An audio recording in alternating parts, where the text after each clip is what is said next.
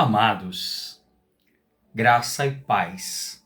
Sejam muito bem-vindos a mais um vídeo neste canal.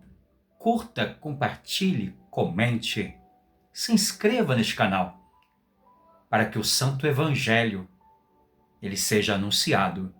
E amados, o Senhor tem uma palavra ao seu coração.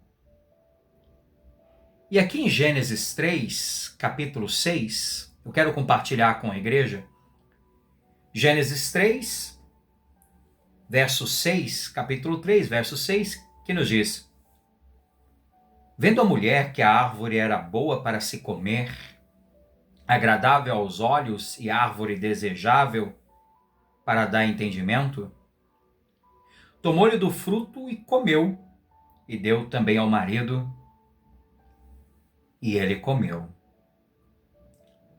Amados, eu quero tratar sobre o tema queda, pecado e redenção. Queda, pecado e redenção.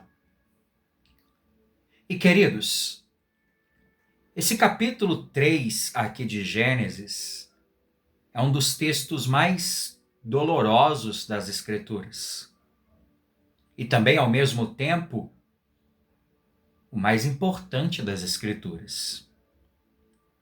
Porque aqui, amados, em Gênesis 3, encontramos a entrada do pecado do mundo, a ruptura da comunhão com Deus e o início de toda a miséria, de toda a destruição humana. Contudo, amados, também é daqui que começamos a enxergar, ainda que em promessas, a grandiosidade da redenção em Cristo Jesus. Pois, amados, até este momento, Gênesis havia revelado um cenário perfeito. Deus cria todas as coisas com sabedoria, com ordem, bondade. O homem fora formado à imagem de Deus, foi colocado em um jardim perfeito e vivia em plena comunhão, desfrutava, se deleitava no seu Deus e Criador. Amados, não havia morte, não havia culpa, não havia vergonha, não havia sofrimento. Tudo era muito bom. O homem, amados, possuía a paz porque vivia submetido ao governo de Deus. Mas o pecado entra, amados, exatamente quando a criatura decide viver independente do Criador. Aqui, amados, está a essência do pecado. O homem vivendo como se Deus não existe. Como se Deus não existisse. Antes do verso 6, amados, a serpente já havia distorcido a palavra de Deus. Queridos, entendam, Satanás não começa negando totalmente a verdade. Satanás começa semeando dúvida. Foi assim que Deus disse? E, amados, essa continua sendo a principal estratégia de Satanás. Ou seja, Satanás enfraquece a confiança na palavra de Deus. Amados, o pecado, ele sempre nasce quando o coração passa a desconfiar da bondade do Senhor. E é progressivo, porque ele desconfia da bondade, desconfia da graça, e ele começa a se envolver com o pecado. Perceba, Eva olha para aquilo que Deus havia proibido. O texto mostra essa progressão do pecado. Eva viu que a árvore era boa para se comer, e ali o desejo da carne foi despertado. Era agradável aos olhos e a cobiça entrou no coração. Era desejável para dar entendimento. E aí surge esse orgulho da autonomia humana, o homem quis ser sábio sem Deus. O pecado, amados, portanto, não foi apenas comer um fruto, foi essa rebelião deliberada contra o governo de Deus. Foi essa tentativa frustrada do homem tentar ocupar o lugar que é somente de Deus. Amados, Adão e Eva desejaram independência moral, desejaram decidir por si mesmo o que era bom e o que era mal. Perceba, amados, que o centro do pecado é exatamente esse. Viver como se Deus não tivesse autoridade absoluta. O texto também revela a profundidade da queda humana. Por quê? Porque Adão estava com Eva e participa conscientemente da transgressão. Amados, Adão, como esse cabeça da humanidade, a queda de Adão afetou toda a raça humana. O pecado, queridos, não ficou restrito ali ao Éden. O pecado contaminou toda a natureza humana. Todos pecaram. Abel pecou, Caim pecou. Desde então, o homem nasce inclinado ao pecado. O homem nasce distante de Deus, incapaz de se salvar. As suas melhores obras não podem salvar o homem. As obras não podem substituir aquilo que foi feito na cruz. A tragédia da queda não produziu liberdade, produziu escravidão. Pois ali o homem quis ser como Deus, mas se tornou escravo do pecado, da culpa e da morte. Aqui está a tragédia. Pois logo após comerem do fruto, seus olhos se abriram. Mas não se abriram para a glória de Deus, se abriram para a vergonha. Há uma tragédia aqui, queridos. Porque aqueles que antes andavam em comunhão com Deus, aqueles que se deleitavam plenamente em Deus, agora se escondem dele. O pecado escraviza, nos coloca vergonha. Essa é a realidade de toda a humanidade caída, queridos. O pecado afetou a mente, a vontade, as emoções, os afetos, os desejos. O pecado corrompeu o homem em sua totalidade. A alma, que só se satisfazia em Deus, busca outras coisas na criação para se satisfazer. O coração humano passou a amar mais a criação do que ao Criador. O homem continua buscando satisfação em tudo, menos em Deus. E esse fruto proibido continua sendo escolhido diariamente, quando se prefere o pecado à obediência. Mas, amados, mesmo em meio a essa tragédia da queda, a graça começa a brilhar. Pois antes mesmo do julgamento completo, Deus busca o homem no jardim. Ou seja, isso revela que a nossa salvação nasce da iniciativa divina. Amados, o homem se esconde, o homem não busca Deus, Deus busca o homem. A redenção não começa na nossa vontade, mas a redenção nasce na misericórdia soberana do Senhor. Mas Deus, como está lá em Efésios, em Gênesis 3, após toda essa destruição do pecado, já vemos ali o início desse anúncio do Evangelho. Deus, ele promete que da descendência da mulher viria aquele que pisaria a cabeça da serpente. Bendito seja Deus. Desde então, amados, toda a Bíblia, toda a Escritura caminha nessa direção. Qual a direção?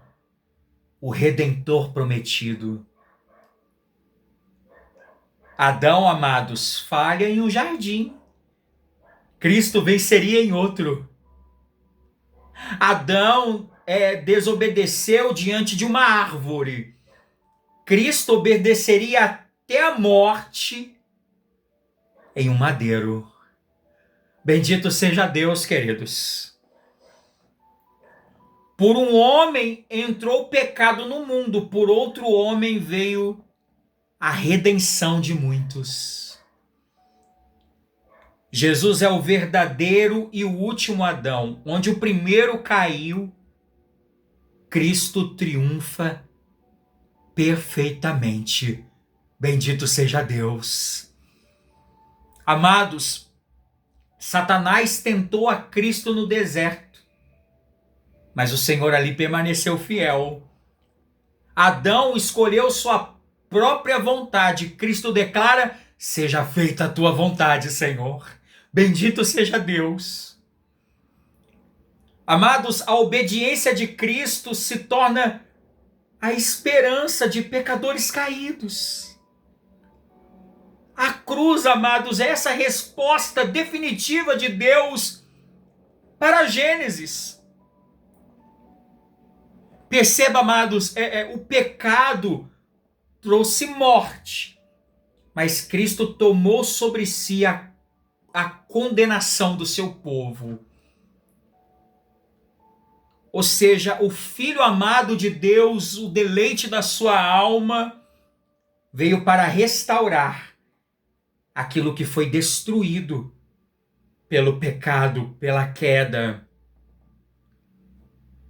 E assim, em Cristo, o homem não é somente perdoado, amados, mas ele é amado. Ele é reconciliado com Deus. A redenção é maior que a queda.